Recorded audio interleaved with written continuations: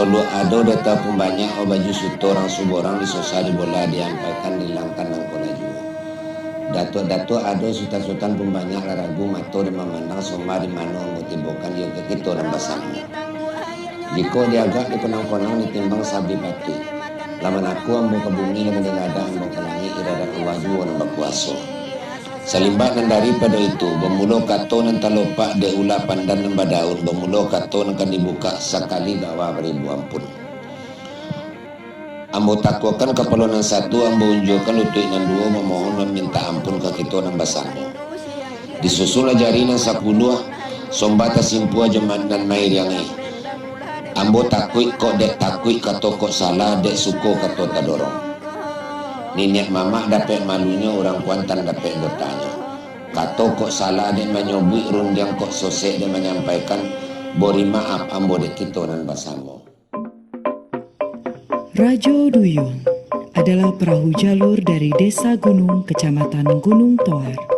Jalur ini merupakan tertua di Kabupaten Kuantan Sengi yang masih aktif berlaga di gelanggang pacu jalur hingga saat ini.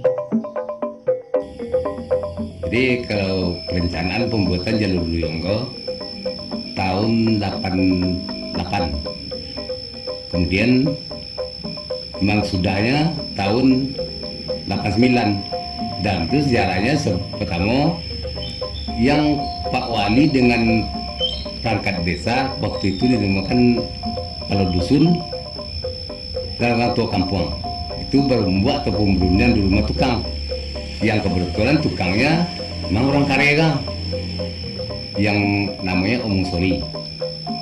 Dari kata kesepakatan berunding itu membuat jalur Rajo Duyunga lah putih ataupun lah bule orang mau bakatnya baru dibawa ke desa.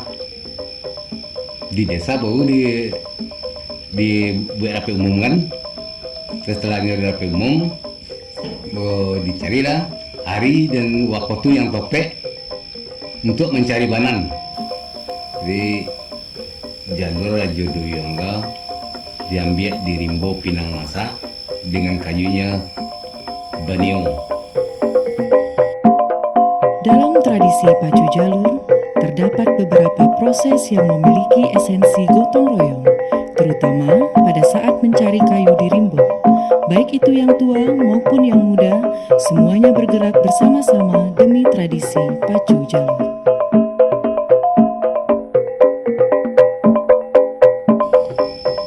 Setelah bersama-sama mencari kayu, setelah kayu dapat, kemudian dia tando kayu bawa tali kayu lah ditandoi dari orang gunung, berarti orang gunung yang punya badan. Kemudian mau pakat lagi. Dan malam membakar itu baru dicari hari dan tanggal untuk pemodong jalur secara bersama-sama.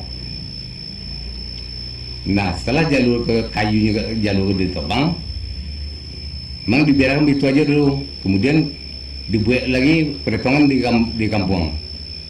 Setelah perhitungan ke masa, bahwa bila hari dan tanggal yang ditentukan dengan tuh jalur untuk memulai membuat jalur, maka bersama-sama kate atau kerimbo untuk memang banyak diperlukan orang banyak waktu itu untuk membuat pondok sampai tukang membuat jalur, kemudian untuk menggali jalur. Kemudian setelah itu orang kampung untuk mengawankan tukang bekerja sini itu gantian per minggu. Di situ kalau orang kampung seorang atau berdua yang bisa bekerja sebagai tukang menolong tukang tua untuk menyudahkan jalur supaya cepat. Sudah bermalam di daerah. Nah setelah itu sampai jalur memang waktu itu gang kampung sekali-sekali digunakan banyak sini untuk mengelik-ngelik jalur bila tukang projo. Sampai jalur sudah istilah kalau kini tajulung-julung. Setelah jalur Tanjung Julung berarti akan dilapah dengan orang banyak. Kemudian kembali lagi ke kampung perundian Ture. Setelah perundian itu selesai, baru ditentukan hari dan tanggal bila waktu itu berapa jalur. Nah, sampai jalur sudah lah didiang, kemudian lah dicobakan untuk dipacuan. Nah di situ terbang namo tadi datangnya. Namo datang kok baru dilihat ketemu mitos lah, bukan fakta. Karena ada orang tua tuh yang memimpi bahwa dekat jalur itu ada yang anak gadis rambut panjang cuma beku ikan, itu disebut adalah Putri Duyung. Memang asli mimpi itu gantung nyebut kawak. Memang namo itu awak nama dia. Memang kalau orang yang memimpi itu tidak tahu. Cuman awak nama dia nama Putri Duyung. Kemudian dek jalur ke kakek yang laki-laki, dia kan namanya Raja Duyung.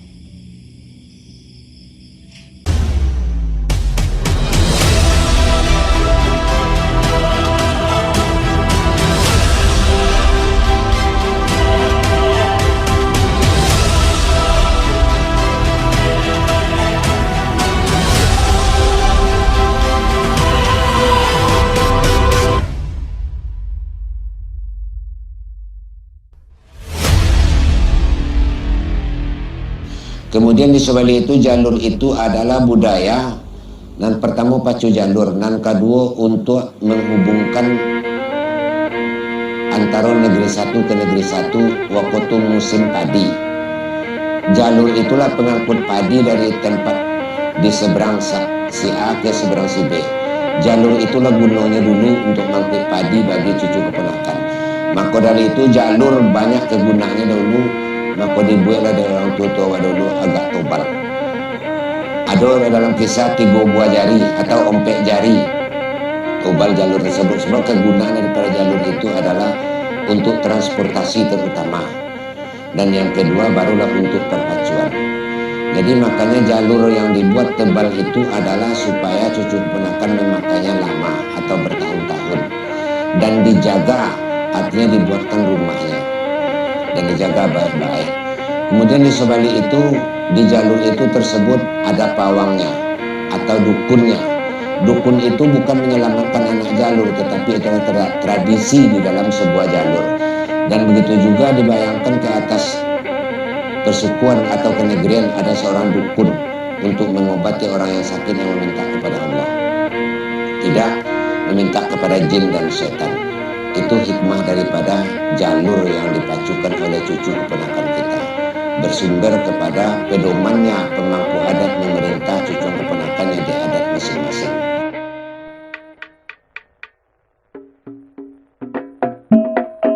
Kini jalur Rajo Duyung masih tetap aktif berlaga di gelanggang pacu jalur. Walaupun sudah sangat tua, yaitu berusia 31 tahun, Rajo Duyung masih bisa meraih prestasi. Terakhir kali mendapatkan juara 4 di tepian Pincuran Sakti Benai tahun 2014. Untuk jalur seusianya, sudah banyak yang rusak atau bahkan sudah tidak ada lagi. Rajo Duyung meraih prestasi tertinggi, juara pertama di tepian pantai Lubuk Terentang pada tahun 2001. Jika ditarik lagi ke belakang, Rajo Duyung juga pernah mendapatkan juara 4 di tepian Haji Saidina Ali, Kuantan Mudik tahun 1997. Serta meraih prestasi di tepian Narosa, yaitu peringkat 9 pada tahun 1998. Beberapa saingan terberat Rajo Duyung pada masa itu adalah jalur Merak Jingga dari Desa Sawah, serta jalur Ular Lidi si Pancong Umbuy dari Desa Koto Talu. Cuncang lah kali putu ibu lah kali sudah tidak ada ulangannya lah. Yang kini jalur lah sampai mencapai nomor yang dipinta ada awak bersama. Lah sampai mencapai nomor yang paling di hati itu nomor 1. Bak jangan tutup kemenang itu hadiah nambah hadiah kobau namo jak dulu dia orang tutua awak. Lah sampai berhasil, sampai berhasil dalam itu tanpa setahun tak lama sudah itu tahun dalam jangka tahun ke tahun anak mah tahun yang dia do abah peki jalur awak lain. Itu kesalahan pengurus. Ndak memberi tahu, ndak pempokat dengan masyarakat dengan nenek mama ada. Sedangkan jalur lah sampai ke akhir titik dan mendapat hadiah yang paling godang ndak ada dia itu lah. Anak kini kebanyakan kita bapeki jual lain. Jadi macam mana dia nak kita cari. Tak ada lain perlu nombor satu lah. Nang kini jalur kan di istilah kini lah tak ke belakang. Dah sekian tahun lah mau ndak ba ingat, ndak ba tahu tu, ndak ba pabarui lah pabiana juga sampai akhir kala akhir tahun ba buat le jalur kang kontinyo untuk memajuan masa depannya jalur duyung. Tapi akhir kala sampai kini ndak juga talangkai untuk mencapai nomor nalarapek dia duyung lah. Rajo Duyung sempat diperhitungkan pada masanya. Kini jalur Rajo Duyung terus melangkah berhadapan dengan yang muda-muda. Rajo Duyung patut kita apresiasi dan kita banggakan karena masih mempertahankan bentuk aslinya sejak tahun 1989. Jalur ini sangat berbeda bentuk fisiknya dengan jalur pada masa sekarang. Maka dari itu bagi kita generasi sekarang ini mari kita contoh. Janganlah membuat satu jalur yang tipis karena tidak bisa dionjai, tidak bisa dibagai-bagaikan, hanya bisa untuk didayung saja atau dikayu saja. Tidak bisa dionjai. Makanya kini awak jangan sampai hendaknya membuat jalur yang tipis untuk masa yang akan datang. Satu, dan kedua jalur itu jangan kita untuk mengambil pacu atau juara saja. Jadilah jalur itu sebagai budaya yang terpopuler atau budaya yang positif di dalam adat. Sebab jalur itu yang mula-mulanya adalah orang adat, bukan pemerintah, bukan Belanda dan lain sebagainya. Cuma pada waktu itu dipergunakan jalur itu dipacukan oleh orang adat pada waktu itu untuk memperingati hari kebesaran-kebesaran adat. Kebesaran-kebesaran itu mana? Kebesaran adat itu adalah kebesaran-kebesaran agama. Seperti hari raya haji, hari raya sudah puasa, atau hari-hari besar Islam. Disitulah digunakan dulu oleh pemangku adat kita jalur tersebut dijadikan perpacuan. Tapi dipandang jauh, dilayangkan pandang tokek ditukikkan dek balando sangatlah elok untuk dijadikan untuk memeriahkan hari-hari besar oleh Belanda. Maka diambil dari Belanda perpacuan itu terus lama untuk memperingati hari kelahiran rajanya yaitu Ratu Helmina. Mula-mula diadakan di Basra 2 tahun berturut-turut. Sudah itu baru pindah ke Teluk Kuantan. Tahunnya kami memang tak ingat, tetapi lebih kurang 100 sekian tahun yang silam. Maka dari itu sampai sekarang sudah kita semenjak tahun 2005 lah baru bakulo ada tradisi awak itu untuk mencari juara. Kalau untuk mencari juara saja untuk pacu, cobalah bayangkan di Kabupaten Kuantan ini adalah 229 desa. Insya Allah Bupati atau Perwisata budaya awak menyuruh per desa membuat jalur. Kalau sempat 229 buah jalur dibuat di desa Nanado di Kabupaten Kuantan ini berarti 229 batang kayu yang tumbang per tahun. Karena kita untuk mencari laju, tidak laju jalur tahun ini bisa ditobang dulu oleh buat lo tukang lo dicari lo tukang untuk membuatnya. Jadi kalau demikian seperti akal kita yang sehat kini, janganlah sampai seperti demikian. Kalau itu nanti kita kembangkan tentu akan habis rimbo kayu di rimbo kita. Sedangkan kayu kita atau rimbo kita di zaman kini lah habis dua oleh PT-PT dan membuat cara tata laksana hidupnya di Kabupaten Kuantan ini. Jadi untuk itu jadikanlah pelajaran dan iktibar bagi kita bersama. Janganlah sampai membuat jalur mimpi dua untuk masa yang akan datang. Buatlah jalur agak tobal seketik supaya ia tahan lama. Bisa kita contohkan kepada Rajo Duyung. Itu yang pertama. Yang kedua, buatlah jalur itu untuk budaya, bukan untuk ajang perpacuan saja. Budaya awak memang itulah budaya awak Kuantan pacu jalur. Jadi pacu jalur takut sebagai budaya. Jadi insya Allah mudah-mudahan pemerintah Kabupaten Kuantan ini beserta lembaga adat bisa berkonsultasi.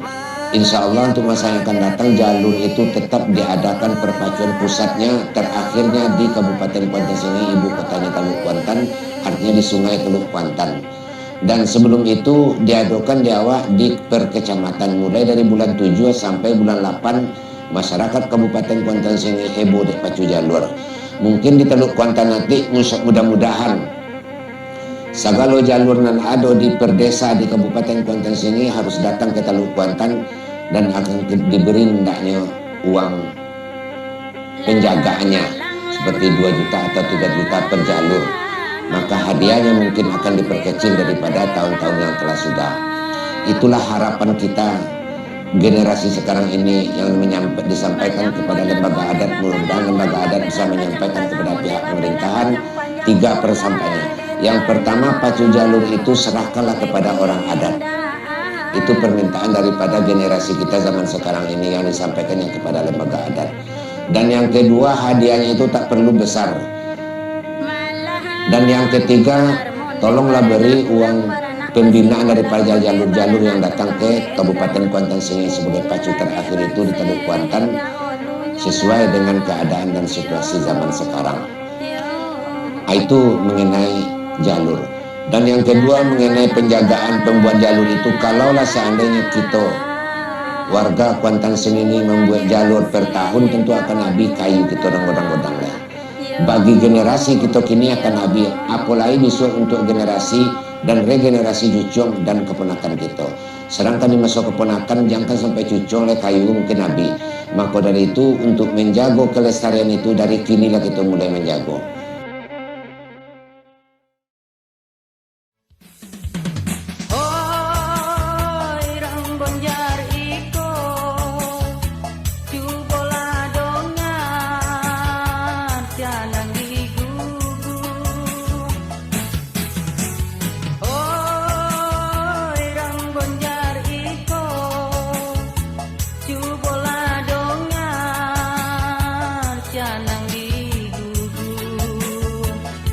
Aduh